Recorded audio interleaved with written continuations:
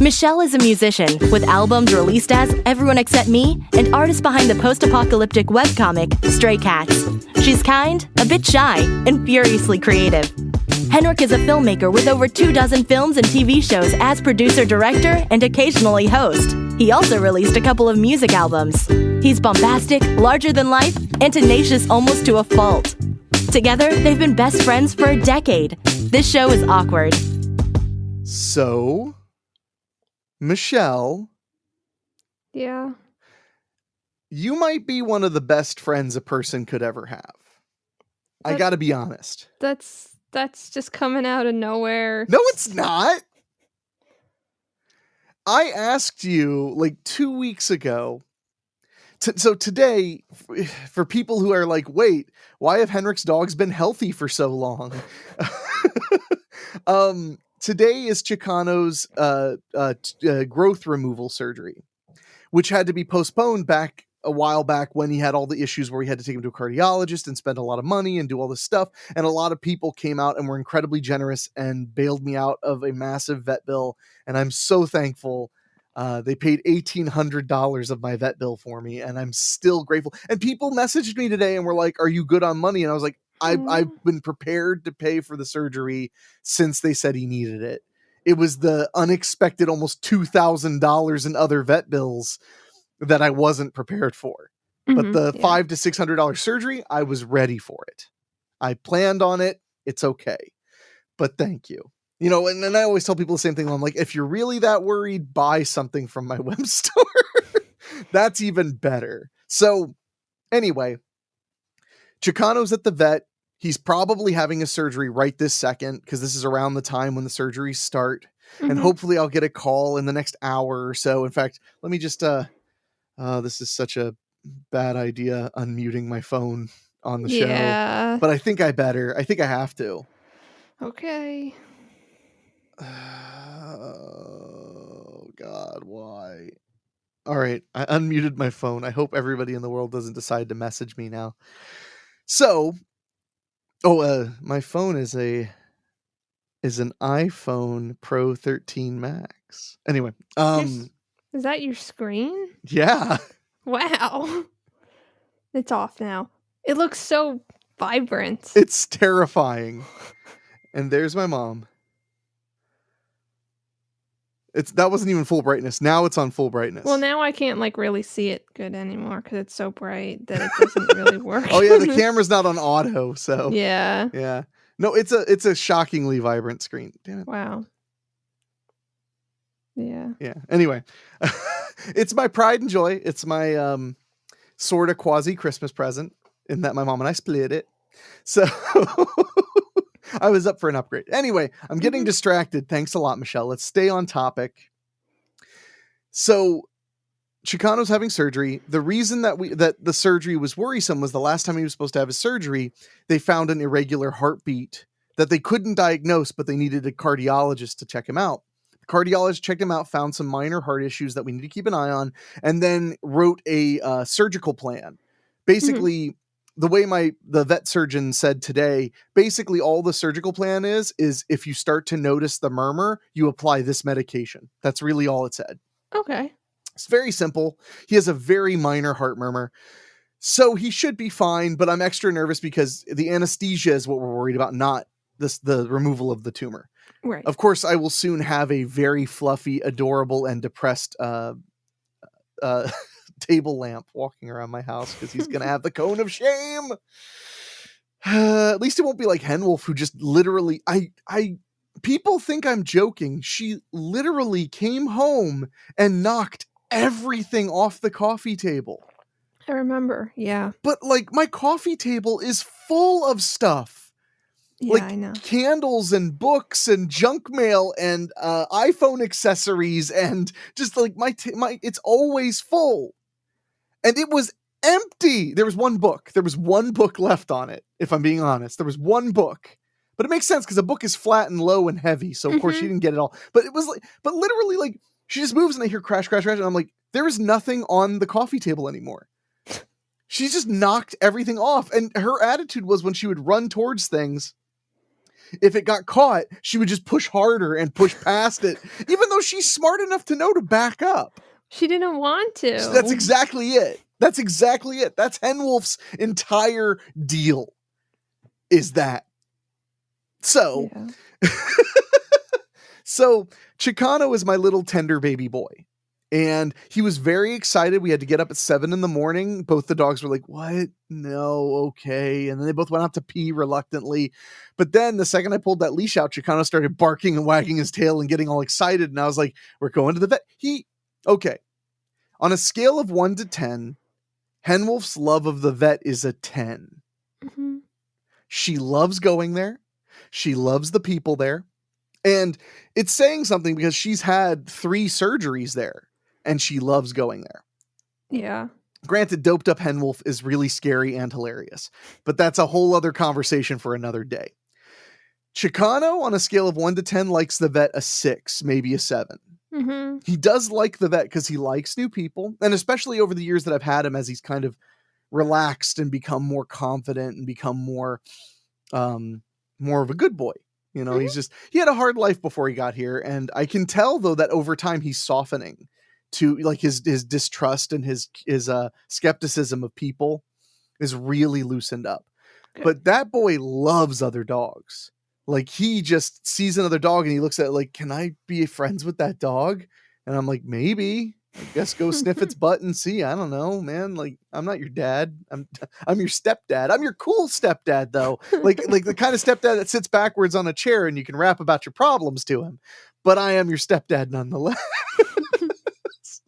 But so Chicano's getting a tumor removed. For those who haven't, because this has been a long haul of talking about Chicano's tumor. The tumor is not guaranteed to be benign or malignant. Mm-hmm. We think it's benign. It's likely to be benign, but the only way to know for sure is to remove it and do a proper test. Right. So the good news is Chicano, much like Henwolf, they both have a lot of loose skin, so they can get really wide margins of removal and then stitch it together and they heal fine. Mm-hmm. So they're removing it because they couldn't guarantee it was benign, and he should be fine. That's the other thing I forgot to mention.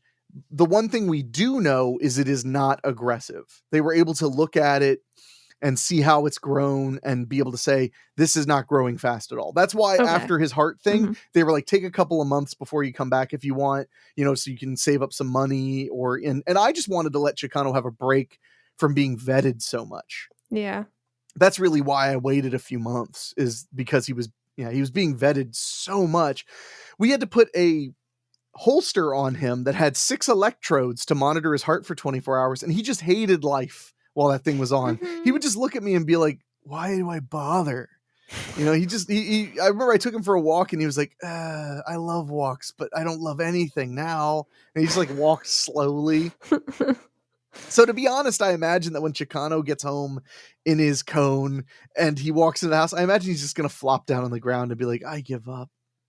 Yeah. So he has had surgery one other time. About 1 year and 3 months ago, he got his teeth cleaned, which is technically surgery because they have to put you under.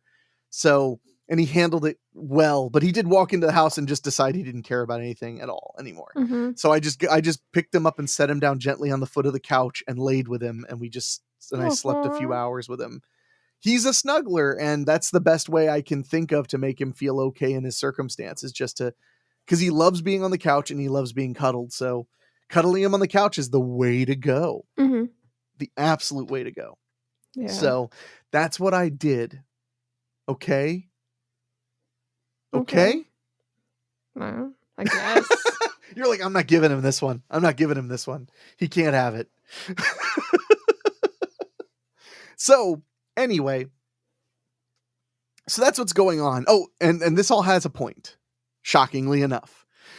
The point was, I am a worrier and I have anxiety. So I asked you like 2 weeks out, I was like, is it possible you could just keep that day somewhat free if you can, just so I can like bug you and we can do the podcast and we can watch some anime together or something, just to keep my mind off it, because I'm going to worry the whole time. And you actually did.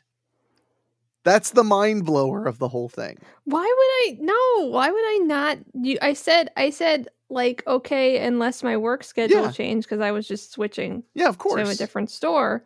But like, I said okay. Like, I know, but it was just a very nice thing of you to do. You didn't have to. I'm obviously okay, but it is nicer to be able to bug you the whole day about yeah, it. and it could have, like you don't know how you were gonna feel. Yeah, so. that's the thing is I was like, I don't know how I'm gonna feel. I think I'm gonna be okay, but I don't know. So Yeah. that's what I think. So that's been my day, and my good buddy Michelle has really come through.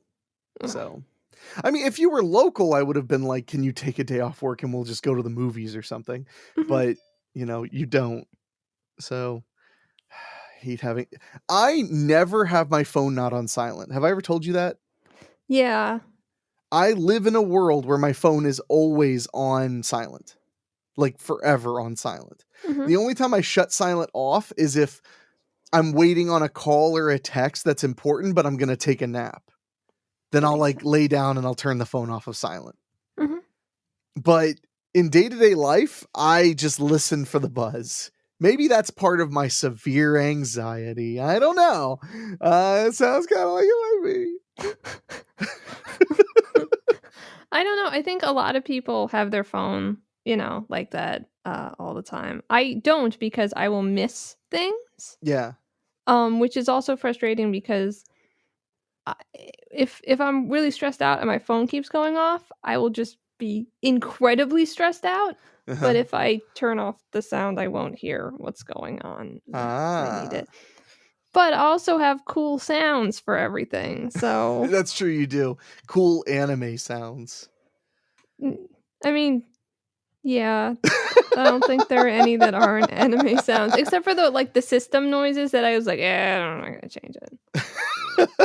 It's okay. Well, back when I used to have phone sounds, I don't know if you remember, but way back when I had like not a flip phone, but like a Razor or whatever. Or actually, it was a flip phone. But Mhm. I changed all of the program sounds to Star Trek sounds.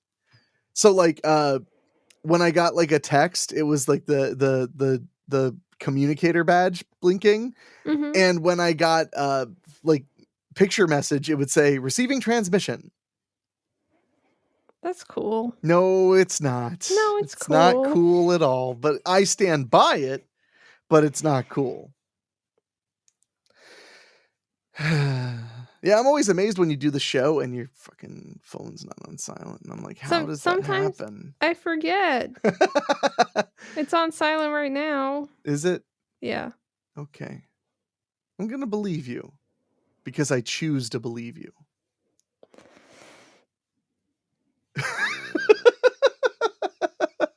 Well, thank you.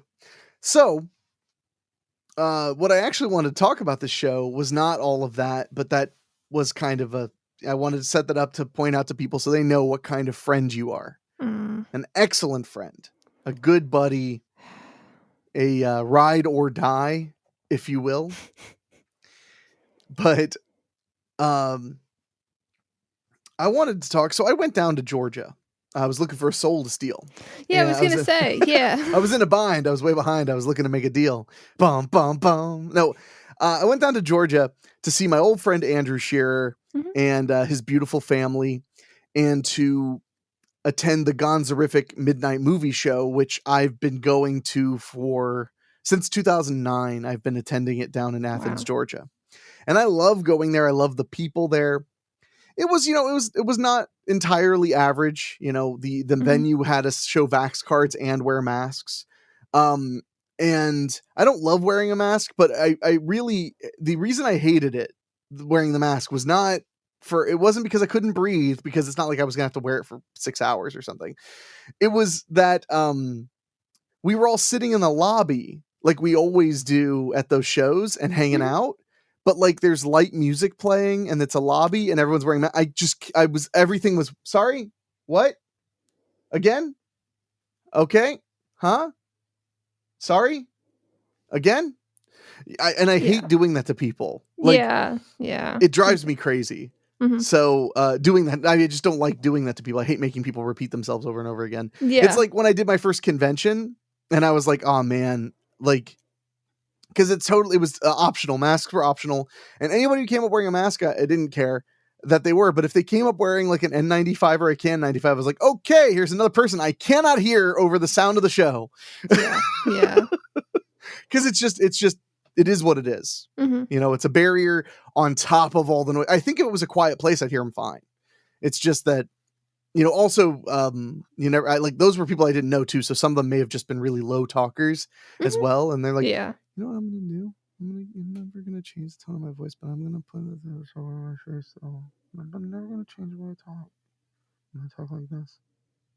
That's what I want out of life. So, but no, so that was a little awkward, but I still had a great time hanging out with those people. It started to get cold in Georgia right when I arrived naturally. But so the first day I was there, I was like, wow, 71 degrees. And the next day I was like, wow, it's getting cold. And then the final night I was there, it was the first frost that they'd had. So it was really like pretty chilly, even by Ohio standards. It was pretty cold. So, but it was a nice trip. Good. It was fun going down. I stayed in Tennessee at a hotel on the way down. And it was nice that it was so warm down there that pools haven't even closed yet. So I was like swimming in the pool at the hotel, but then a severe thunderstorm was about to come. I posted a video. I think you probably saw it. I posted a video on Facebook where I was like, I'm hanging out in the pool. And I was just showing like how look in the back and you just see like this giant storm front. And I'm like, I'm going to stay in as long as I can, which was like 9 minutes. Yeah. Wow. I wouldn't have even stayed in that long. Well, the moment I felt any water falling from the sky, I got out and was done. So about 8 or 9 minutes later, there was little like drizzles, and I was like, "All right, time to go inside. Peace out." So, that was nice, and it was nice spending like a rainy night in a hotel watching Squid Game, being creeped out. Yeah, it was fun. Have you finished Squid Game? No, I have 2 episodes to go now. And I was trying to watch episode 9 last night, and something was wrong. And I was like trying, and it just kept loading and loading, and I like closed everything out and opened it back up, and it was doing it again. And then Netflix was like, "There's a problem with this title. Watch something else." And I was just like, "Okay." You're sending me mixed signals. All you do is yell at me to watch Squid Game, and now you're saying I can't watch Squid Game. Yeah, what are you doing? Yeah. When was that? Was that last night? Yeah. Oh, you know why? Because everyone in the world was watching Tiger King season 2. Oh, really? Yeah. Well, I mean, Tiger King season 2 came out, and that's one of the most popular shows Netflix has ever had. So I imagine people were watching Tiger King season 2. So they like crashed Netflix? Is that what you're trying to say? They probably choked their servers in certain areas. That would make sense. Because you also have to remember, like, you do live near a very high populous area. Yeah. You know, Philadelphia. You know, like that movie with Tom Hanks and AIDS. Philadelphia. So, no, but I mean, because like I live in a small city is next to me. So we don't get a lot of that choke. But like I know people who live outside of like Atlanta and New York City and stuff, like sometimes the internet just doesn't have it in it. Doesn't have the ability. So, but I'm sorry, that sucks because Squid Game's so good. Yeah, and whatever her name is, bad things happened, and then episode 8 was like 30 minutes or something less than that, and I was just like, what? It wasn't that short. It was really, really short because I started watching I was done at 9:06, and I don't know what time I started watching. I don't know. It sounds like you're lying to me. No, I'm checking because I was watching something, and then I was like, okay, that's enough of that something. Which episode did you say that was? 8. Episode 8. Oh shit, you're totally right. Yeah. I should probably mention that when I watched episodes 7, 8, and 9, I was sitting up in a hotel room, guzzling Diet Coke, trying not to fall asleep. So I probably didn't notice it ended so quick because I was just so like, you know, rocking and rolling. Because I was like, oh, I'm going to go to bed. I'll finish the rest when I get back to Ohio. And then I looked at the thing and went, but there's only like 2 episodes left. And I was like, let's do this. Because sometimes in the course of human events, it becomes necessary to stand up for yourself and what you believe in. No. Like that moment with Squid Game. No. There's no doubt in my mind that was what had to happen. Mm-hmm. So it's important to me, Michelle. You're You're so mean. Okay, so, but, well, I hope you get to finish it soon. Maybe one day. And hopefully one day you'll watch Parasite. I was gonna watch it on the day before the yesterday. No, The day before Tuesday. the yesterday. Very good. And I just fell asleep immediately. Like, I'm so tired. It's okay. It's No. okay. Have you tried amphetamines? No. I mean, yes. It doesn't really seem to work. I would be shocked if they didn't work. Well, be shocked. So, and I also, since last week we talked about 13 Game of Death, that Indonesian movie I like so much, I was able to obtain a inexpensive DVD of it and had it sent to you. So you should have it later this week. Thank you. You'll like it. You don't have to watch it tomorrow. You just have to watch it the day after tomorrow. Okay. Or else. So, okay. So I was going somewhere with talking about going down to Georgia. Oh. It wasn't just me recapping my life. It was actually setting up something, which is that Andrew, my buddy down in Georgia, has been one of my best friends in the entire world since I was about 16 years old. Mm-hmm. Which blew his mind when we were talking, and I was like, "You've been my best friend for like 20 years." And he was like, "Really?" And I was like, "Well, I'm 35." And he was like, "Shit." Like, he was very surprised. And I was like, "Yeah, you've been my best friend for like a really, really long time." And unfortunately, one of the elements of being my best friend for so long is he's seen a lot of good and bad. He's seen some bad times for me, but he's also, been in my friend groups and seen people turn bad. Mm-hmm. Yes, Yeah. Michelle, I'm finally bringing up the topic of bullies. Oh. After months of saying I want to talk about bullies, I'm doing it, man. Oh, okay. I'm doing it. Okay. You can't stop me. Don't try.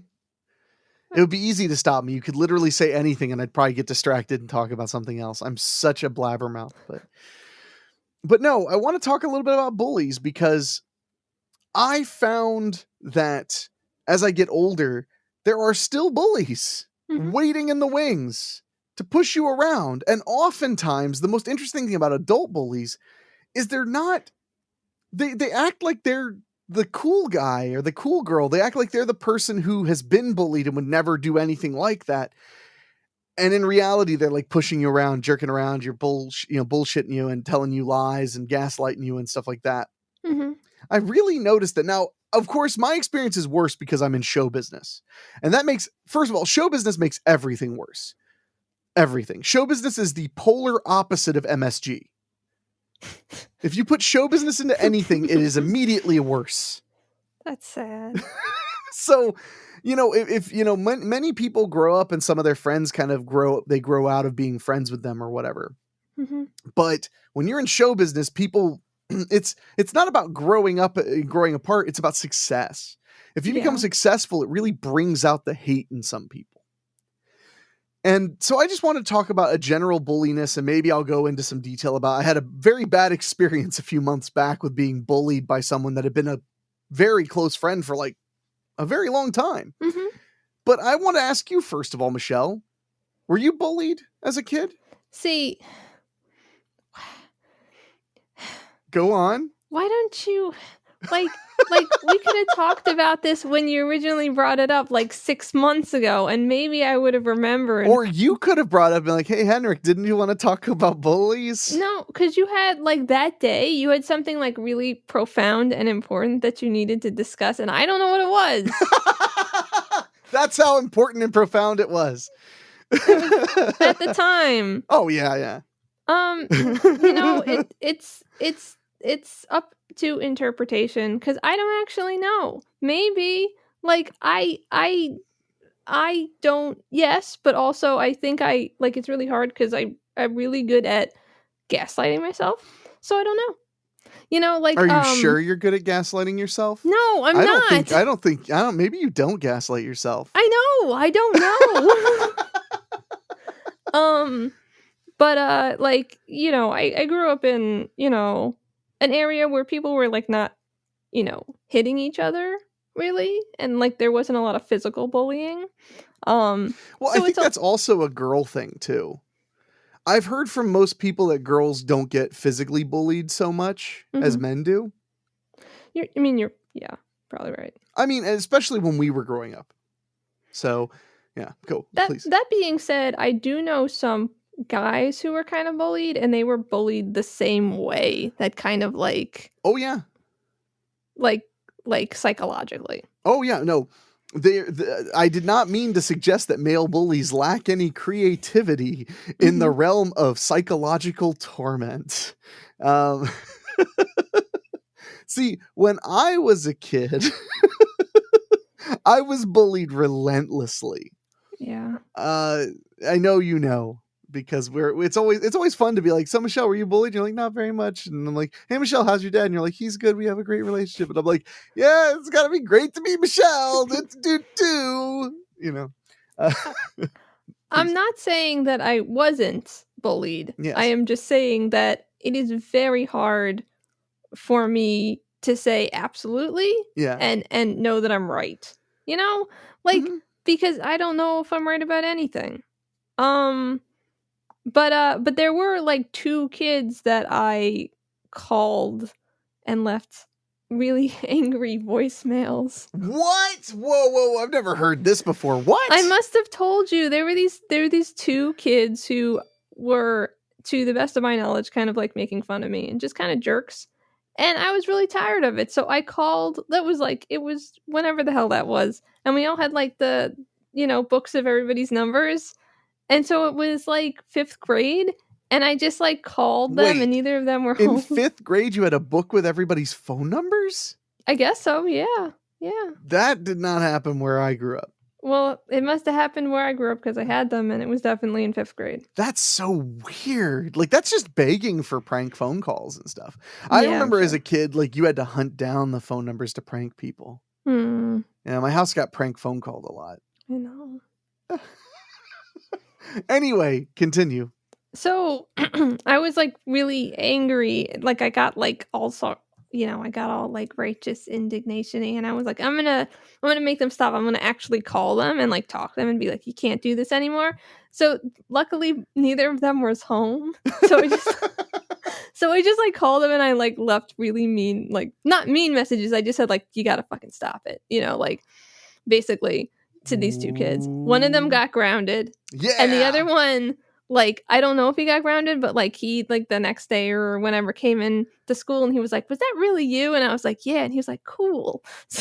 And then you were like best friends? Yeah, no. And then he was like, do you watch anime? No. And I was like, no. Because you were smart enough to know a trap when you heard one. No. Wow, that's really wild. I remember on like Fridays, that was when I would get like a million prank calls. I used to take the phone off the hook while I watched movies, because the phone would just keep ringing, and it was not like it was just them like calling me to tell me my sexual orientation or to stuff like that. It wasn't anything like, we're gonna kill you. That was in person, through action, like being pushed down a flight of stairs. Or having the library door opened into my face. That one was really dangerous. In defense of those bullies, I do not believe that they thought that I could get hurt that badly by that. I really think they just lacked the common sense of like, wow, that door is really heavy, and if it hits him, it's gonna like really hurt him. Yeah. Because they like did not seem happy when it hit me and I like fell to the ground and I was like really fucked up. Yeah. They did not they were not laughing anymore. I mean, they were leaving immediately. Yeah. So yeah, that really hurt. That was like a big, heavy wooden door, and it cracked me right in the face, and almost broke my nose. So it's good times. But the worst was probably like, they used to spit on me on the bus. That was like their big thing. I would like be on the bus listening to my headphones, and they would like spit on my back, like a lot.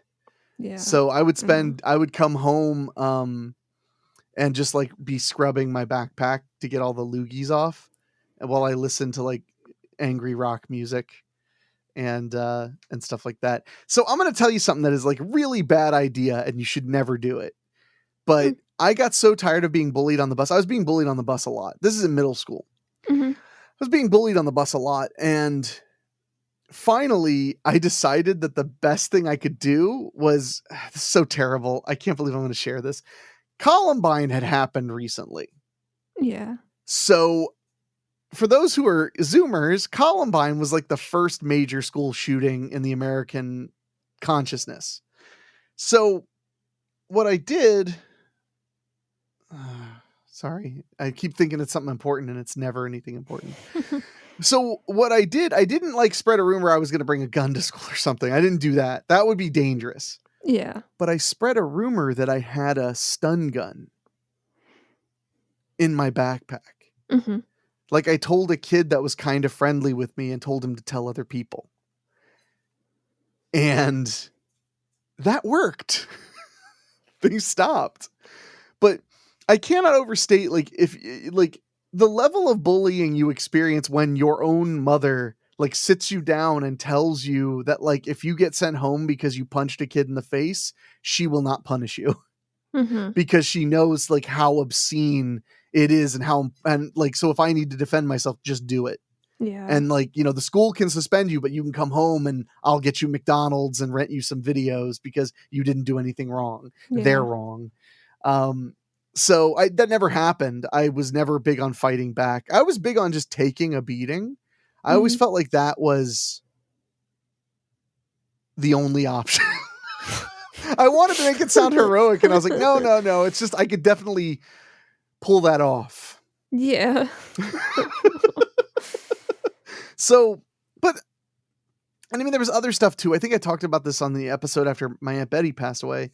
Some kids came to my house in elementary school. They came to my house and just started in 5th grade. It was, they came to my house and just started like banging on the windows and stuff and like threatening me. And it was really scary because they followed me home.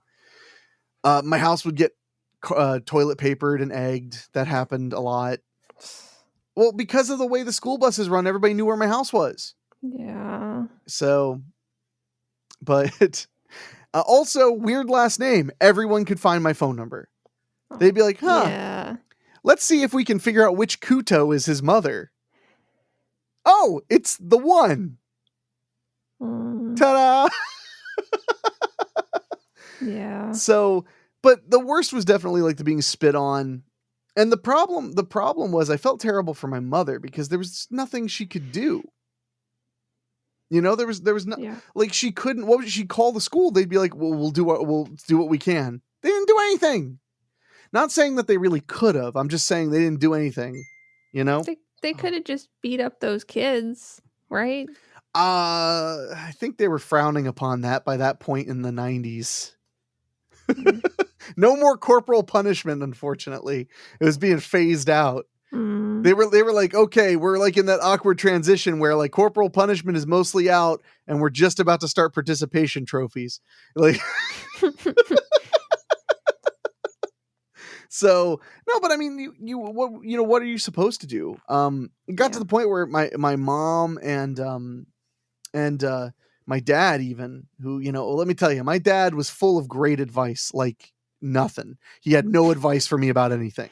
But he was the one who would be like, punch him in the face. Mm-hmm. And I'm just like, thanks, felon dad. Like he's got ideas. I mean, he made it through the joint, so he must know something. Yeah. So at least he tried. He tried to give me some advice. He was just, punch him in the face. So, but that's not, I didn't want to necessarily talk about my mortifying childhood, which I love telling it to Michelle because I can just see her like the total horror on your face as you learn about what my life has been like. Yeah. But, so that's all to say that as an adult, I occasionally will be in a situation where all of a sudden a switch will flip and I'll be like, I'm being bullied. Mm-hmm. And, I'm an adult. So when I realize like I'm being bullied, I'm like, fuck this. I'm going to get in my car and leave. I'm going to go back to my house. Mm-hmm. Like, fuck this. I don't have to be here. I'm not in school. I'm not in prison. I'm not in anywhere where I can't. It's my mother just blowing up my phone. I promised her I would go to Best Buy and pick up her AirPods Pro. So she's like really excited. I'm guessing that they're ready for pickup right now. Yeah. But no, I just realized that. I'm like, I'm an adult. I can stand up and be like, dude, fuck yourself. And then go home to my home, watch my television, work my job. Like I don't have to put up with that. Yeah. But that's not always easy. And I will say, like, the amount of strangers that throw bullying toward me is really minimal. It's people I've known for a long time who are having problems. I'm smart enough to know it's not about me. Yeah. And it was never about me. Don't get me wrong. In high school, it's because, I looked like a loser. I had long hair and I wore wrestling t-shirts. I should have just like wore a shirt that said like, please like harm me and make me need therapy. I should have just like wore that shirt every day. Would they have still bullied you, or would they have been like, cool shirt? That's such a cool shirt. Can I get one? Yeah. Yeah. So, but it's just so weird. I'm 35 years old and I have friends who are older than me, who are in a similar field of work than me, as me, who are just throwing shade. Like they're a goddamn cumulonimbus cloud. Ooh, that was good, Henny. Thank you, Henrique. Yeah. But no, they're like constantly throwing shade and giving what a great term the comedian Albert Brooks penned it. It was called complisalts. Compliments that or insults that are packaged as compliments. What's backhanded compliment? There we go. Yeah, backhanded compliment's a good way to put it too. So it's like, okay, here's a good example. When the first film I ever did that came out in Walmart stores, that's a big moment for somebody, have a movie in Walmart. I got a message from a fellow filmmaker. You know what? No, I don't care if I'm a dick. A filmmaker who is substantially less successful than me even 8 years ago. Now I'm on a different planet than them as far as success. That being said, I'm a fan of their work. And I'm that way. Like, I don't like that guy very much anymore, but I still liked his movies. They were funny and good. But it's not about me. So he felt the need to send me an email, a Facebook message, and say, hey man, congrats on the Walmart thing. Like, I wish I could check it out, but I would never shop there because, it's I have morals about it. And I was like, okay. That's all I had to say. I was like, okay. Yeah. It's not constructive. No. And then, of course, there was the famous guy who said, like, no hate against you. I would sell out if I could. And I was like, you know what? That guy I let have a little bit of my mind because I didn't know him well enough to feel bad being rude. But I was like, you know what, man? I financed that movie independently. I wrote it by myself. I directed it myself. I edited it by myself. I never made this is the movie A Bulldog for Christmas, which is a family comedy. I never once got a note from anyone on planet Earth saying, do this or do that. It was my concept from soup to goddamned nuts. And Walmart took it. That's all there is to it. So if selling out was just the action of making a movie that I liked and had a great time doing that Walmart happened to probably want, granted, I never in a million years thought Walmart was going to take it, by the way. I figured they'd be like, this movie's way too cheap. Peace out. But they did. That was the movie that ended up playing like television in England. It went everywhere. Everywhere. And that's when England started bullying me as a nation on IMDb. They started like saying like kill yourself in the IMDb reviews and stuff. I remember because my buddy Vince went on Amazon.co.uk and just started insulting back all the people who were insulting the movie. And he was just like, he would say like, you make a really good point, but at the same time, you live under a monarchy, LOL. It was like, if you hate the movie so much, you should try throwing them all in the harbor. Believe me, it works. Stuff like that. It was really funny. But I don't want to make it sound like, don't get me wrong. there's that whole thing where it's like having a thick skin does not mean that you do not get harmed. It does not mean that you do not feel things. It doesn't mean that it doesn't hurt your feelings to be insulted or put down or whatever. But I don't consider bad reviewers bullies. No, I mean, they're bully adjacent, I guess, but they're not bullies, because a bad reviewer, they don't like hang out at your house and fucking pet your dog and, you know, have dinner with you and then push you around and make you feel like crap. They don't. They're just some rando who's trying to get in pro wrestling terms, they're trying to get themselves over by putting you down.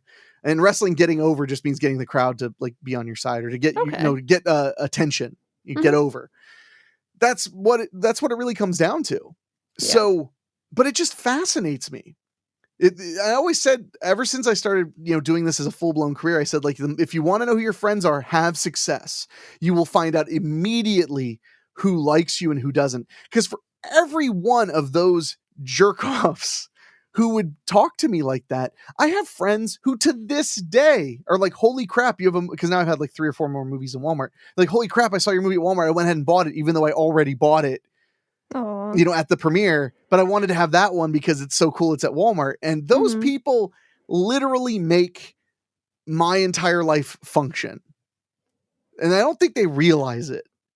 And not, I just want to say, and not because they're handing over cash, although that's nice, that helps, but because they took the time to let me know that they liked me and what I'm doing and that they were thinking of me. That's the kind of stuff that can make you wake up in the morning and look at a bank account and be like, I am negative $7,000 and I don't know where the next check is coming from. And then somebody says something nice like that to you and you're like, I'm going to keep going. That's all there is to it. Yeah. I've had so many nice messages come in that made me go, yeah, I was feeling kind of down. I'm going to have to let that go because this is working it out for me. So I'm very thankful, incredibly thankful.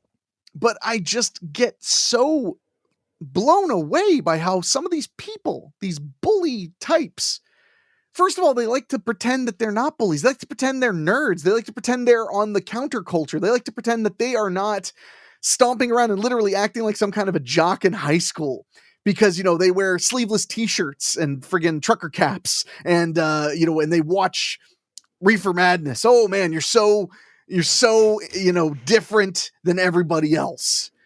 But the fact of the matter is, it's just like this brilliant facade for like the same little dick syndrome that plagues all bullies. And it doesn't have to be a literal dick. It can be the figurative dick of your own self-worth in your mind. It's so funny. I'm saying all of this when I could have just said what my mom says. Consider the source. It's about them and not you. The end. That's I could have saved us 25 minutes if I had just said that, because that's what my mom always says when people treat me this way. Of course, well, and then immediately followed by, so what's their address? I worry that mom will hear like some of this stuff someday and like kill somebody because she's scary. My mom is scary. My mom is from Hazard, Kentucky. And you can take the girl out of Kentucky, but you can't, she'll kill you is what I'm getting. It's just, that's the end of it. I don't have a turn of phrase there. It's just, she's dangerous. So it was funny because, my dad was this big, tough biker guy, but I was always like, nah, my mom, she'll beat up somebody's dad. Like she would do it justified too. Like, anyway, so I don't know. Have you had any bully experiences as an adult?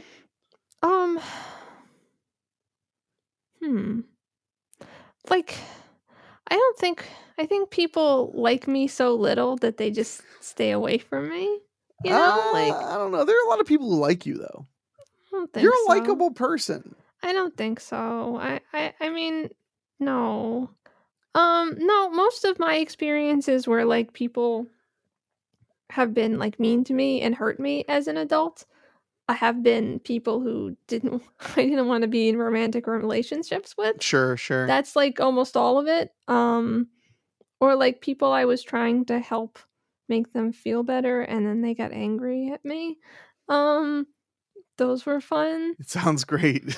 Yeah. But I mean, it's not, I'm seeing it, of course. Like I'm seeing other adults do it to each other It just doesn't happen to me that often, unless you count someone saying that, oh, she's in her own little world as bullying.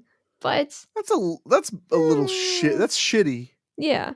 I mean, stuff like that. But like, I mean, actually, at my last store, we were dealing with something that is just kind of starting to look like it was kind of bullying. Like, it looked like there was an incident where somebody kind of went off and was like cursing and yelling in the store, and there were a bunch of people who were saying like, he was way out of line.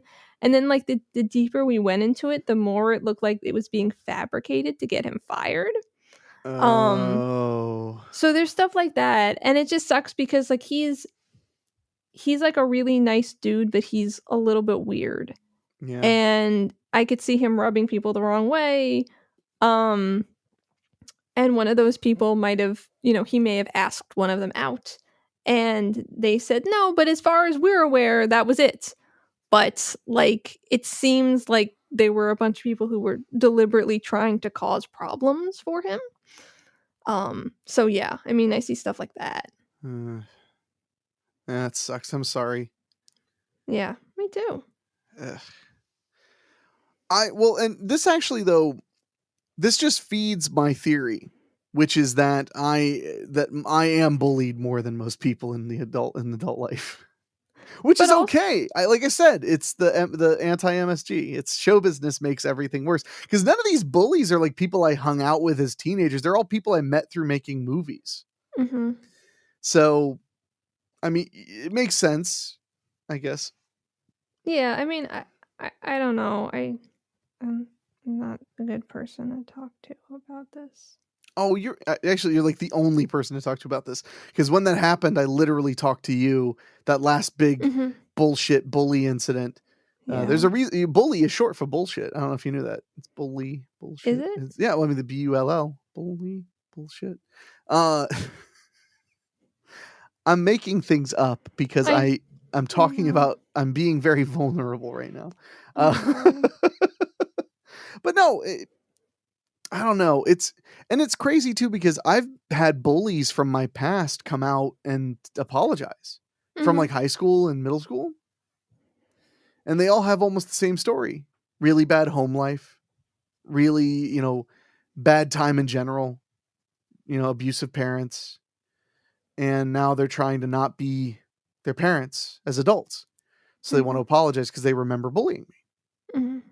And I thought it was pretty epic to do that, Yeah. to be confident enough to say that, and to be, because it's hard because they don't know me.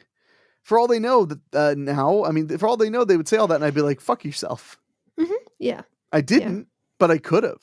Yeah, and that could have been very painful for them to put themselves out there like that and admit that they were so mistaken for so long, and then just have that crapped on. So I say kudos to them very much. Also, some of them were like, and we bought your movies because we think it's really cool. I think it's really cool that you're like making movies. And I was like, all right, you win. You're my friend. Thanks for listening. You can email us at thisshowIsAwkward@gmail.com or go to awkwardshow.com or whatever. See you next time.